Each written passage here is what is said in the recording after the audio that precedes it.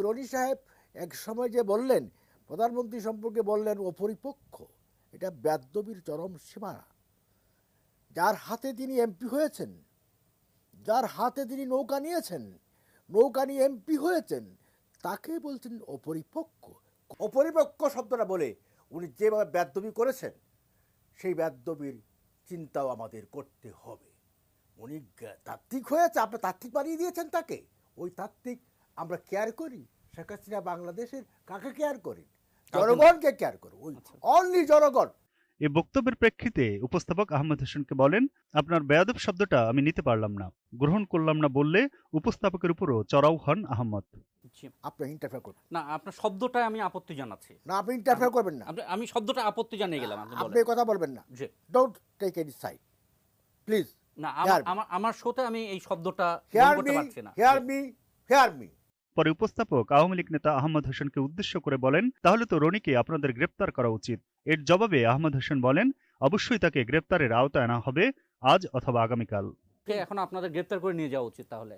In time, you sit there, you will see today or tomorrow what will be happen. I tell you. পরে আওয়ামী লীগ নেতার অভিযোগের বিষয়ে গোলাম মাওলা রনি বলেন, যারা ক লিখতে কলম ভাঙে 10টা, এসব মানুষ আওয়ামী লীগের নেতৃত্বে আসার পর আজ এই অবস্থা। শেখ হাসিনা বিপদের মধ্যে। আমি বক্তব্য দিয়েছি যে কতগুলো অপরিপক্ক রাজনৈতিক সিদ্ধান্ত, এখানে সব অপরিপক্ক সিদ্ধান্ত শেখ হাসিনা নেন না। ব্যাংক চুরির সিদ্ধান্ত শেখ হাসিনা নেন না। এই যে আহমদ হোসেনের নেতৃত্বে যে কমিটি হয়, সেখানে যদি কেউ টাকা পয়সা নিয়ে থাকে, তাহলে সেই সিদ্ধান্ত শেখ হাসিনা নেন না।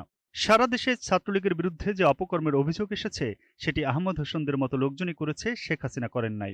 সবচেয়ে ঘটনা হলো যে এই সমস্ত মানুষ আওয়ামী লীগের নেতৃত্বে, যারা ক লিখতে কলম ভাঙে 10টা, এই সমস্ত মানুষ আওয়ামী লীগের নেতৃত্বে আসার পরে আজ কিন্তু আওয়ামী লীগের এই অবস্থা। Sheikh Hasina is in danger. যে বক্তব্যটা দিয়েছি যে কতগুলো অপরিপক্ক রাজনৈতিক সিদ্ধান্ত, অপরিপক্ক রাজনৈতিক সিদ্ধান্ত, সব সিদ্ধান্ত শেখ হাসিনা নেন না। ব্যাংক চুরির সিদ্ধান্ত শেখ হাসিনা নেন নাই। এই যে আহমেদ হোসেনের আন্ডারে যে কমিটিগুলো হয়, কমিটি যদি কেউ টাকা পয়সা নিয়ে থাকে, সেই সিদ্ধান্ত শেখ হাসিনা নেন নাই।